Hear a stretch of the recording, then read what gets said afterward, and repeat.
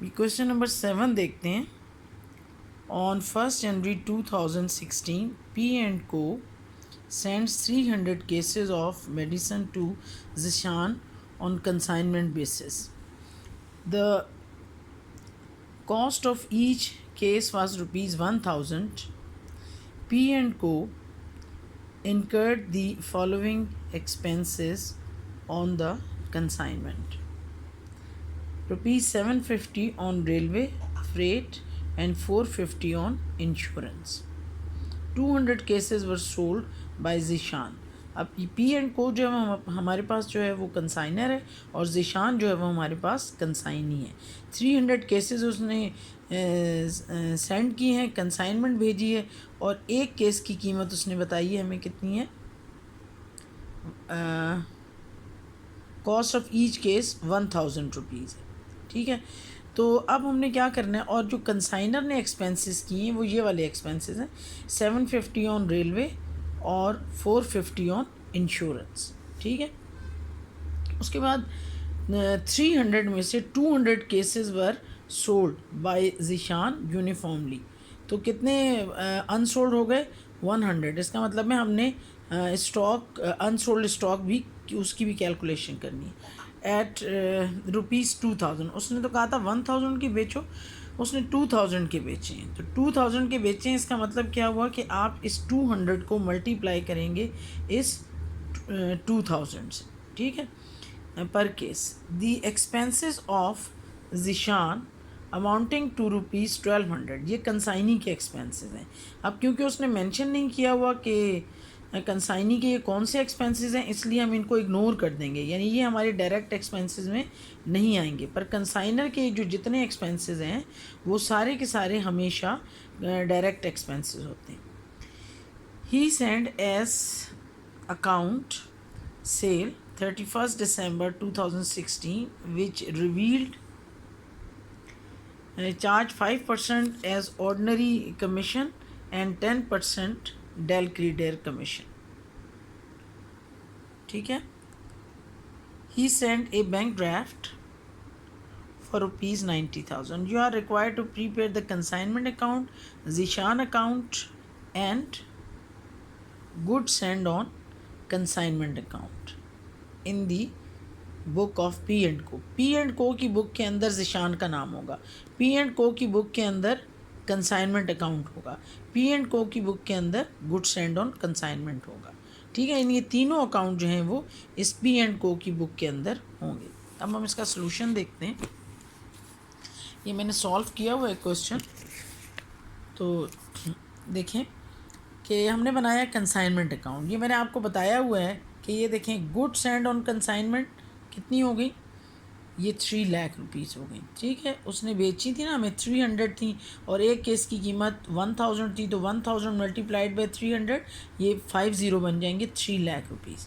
उसके बाद cash account expenses, all the expenses which is done by the consignor, वो आप किस तरह लिखते हैं, उसमें आप लिखते हैं consignment account to cash account, तो ये 1200 आ गए कंसाइनर के एक्सपेंसेस।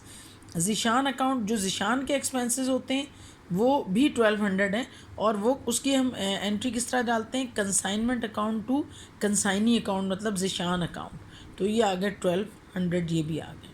ठीक है, अब उसने ज़िशान ने जो सेल किया है 2005 दिसंबर, हमारे पास तो 2016 है ना, इसलिए आप इसको 2016 ही करेंगे।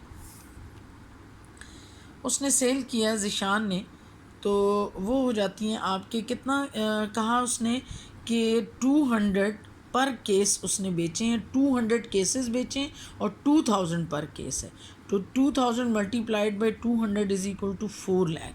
ठीक है, हम यहाँ लिखेंगे ज़िशान अकाउंट और ब्रैकेट में लिखेंगे सेल ब्रैकेट में लिखेंगे। ठीक है, अब हमें ये चेक करना है स्टॉक ऑन कंसाइनमेंट, ये बनानी है हमें। स्टॉक ऑन कंसाइनमेंट में हम लिखते हैं कैलकुलेशन स्टॉक ऑन कंसाइनमेंट। मैंने आपको बताया था सबसे पहले आप लिखोगे cost price of unsold stock. Unsold कितनी चीज़ें रह गई, 100 केसेस रह गए, और ये जो उसने 2000 के बेचे हैं, लेकिन जो कंसाइनर है उसने कहा था 1000 के बेचे। तो जब आप कॉस्ट मालूम करते हैं ना अनसोल्ड स्टॉक में, तो कंसाइनर वाली प्राइस से मल्टीप्लाई करते हैं। तो 1000 मल्टीप्लाइड बाई 100, तो ये बन जाएगा आपका 1,00,000 रुपीज़। अब आपने बनाने हैं डायरेक्ट एक्सपेंसेस। ठीक है, डायरेक्ट एक्सपेंसेस में आप क्या लिखते हो, प्रोपोर्शनेट डायरेक्ट एक्सपेंसेस। तो यहाँ पर मैंने वैसे आपको जो दोबारा समझाया था उसमें मैंने लिखा था unsold over total cases 300 cases, ये आप यहाँ लिख दें इस तरह करके, और मल्टीप्लाइड बाय ये 100 केसेस, ये जो अनसोल्ड है, divided by total case 300 units, multiplied by सिर्फ आपने कंसाइनर के डायरेक्ट एक्सपेंसेस लेने। तो ये हो गए आपके, ये अमाउंट बनती है 400। इसको आपने इसमें ऐड किया तो 1,04,000 रुपीज़ ये आपका बन गया स्टॉक ऑन कंसाइनमेंट। वो देखिए हमने यहाँ पर लिखा है स्टॉक ऑन कंसाइनमेंट 1,04,000। ये आगे ज़ीरो की जगह नहीं थी, इस तरह कभी भी नहीं आपने लिखना, लेकिन चूँकि मेरी जगह नहीं थी इसलिए मैंने यहाँ नीचे डाल दिया है। मैंने ये अमाउंट इस तरह नहीं कभी भी लिखनी है आपने।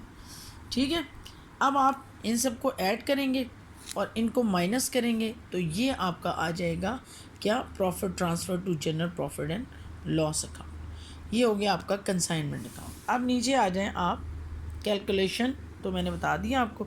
ज़िशान अकाउंट, ज़िशान अकाउंट के अंदर जो जो चीज़ें ज़िशान की डेबिट में आप डेबिट में डाल देंगे, जो क्रेडिट में आप क्रेडिट में डाल देंगे। तो सबसे पहले हम लिखेंगे कंसाइनमेंट ज़िशान अकाउंट, ये हमारे पास एक्सपेंसेस ज़िशान के। ये आप देख लें जो चीज़ें यहाँ डेबिट में होती हैं ना, उसी अकाउंट के अंदर जो दूसरा शख्स है उसकी अकाउंट में, कंसाइनी के अकाउंट में वो क्रेडिट में आ जाती हैं। ये 1200 रुपये इसके एक्सपेंसेस हैं ज़िशान के। ठीक है, इसी तरह कंसाइनमेंट टू ज़िशान अकाउंट में कमीशन भी ज़िशान का जो है वो 600 है। हम क्या एंट्री डालते थे, consignment account debit to Zishan account credit हुआ ना, तो ज़िशान क्रेडिट में, इसलिए हम क्रेडिट में आ गए और उसका कॉन्ट्रा अकाउंट हो गया कंसाइनमेंट अकाउंट। टू ज़िशान लिख दें या खाली कंसाइनमेंट लिख दें वो भी ठीक है।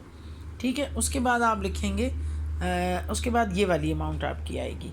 कंसाइनमेंट कितने की उसने सेल की थी ज़िशान ने, 4 लाख की। वहाँ हमने एंट्री क्या डाली थी, Zishan account to consignment account. तो अब हमने कंसाइनमेंट को यहाँ लिखा, ज़िशान का कॉन्ट्रा अकाउंट है। और अब इन सब को आप ऐड करें, 4 लाख में से माइनस करेंगे तो ये जो अमाउंट बनती है आपकी ये, अच्छा हाँ, ज़िशान ने बैंक 90,000 रुपीज़ भी बैंक ड्राफ्ट भी भेजा था। तो आपने अपनी यानी कंसाइनर ने अपनी बुक में क्या अकाउंट डाला होगा, उसने डाला होगा Zeeshan bank account debit, bank increase हो रहा है ना उसका, और ज़िशान क्रेडिट। तो क्रेडिट में ज़िशान की अमाउंट लिखी और बैंक उसका कॉन्ट्रा अकाउंट है। इन सब को ऐड करें, इसमें से माइनस करें तो ये बैलेंस आपका आ जाता है ये। ठीक है, ये बैलेंस आपका आ गया।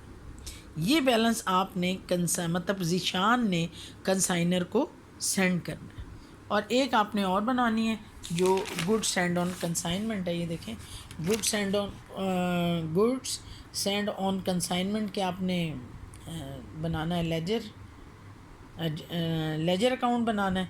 तो उसमें जो चीज़ आपकी डेबिट में थी आपने उसको क्रेडिट में लिख दी। ये देखें, आप एंट्री डालते हैं ना, कंसाइनमेंट अकाउंट डेबिट और goods sent on consignment account credit. तो goods sent on consignment account credit है तो आप क्रेडिट में आ गए यहाँ पर, और यहाँ लिख दिया कंसाइनमेंट अकाउंट। ये बैलेंस अमाउंट हो गई इसकी, और ये इस तरह से आपका ये क्वेश्चन जो है वो कंप्लीट हो गया।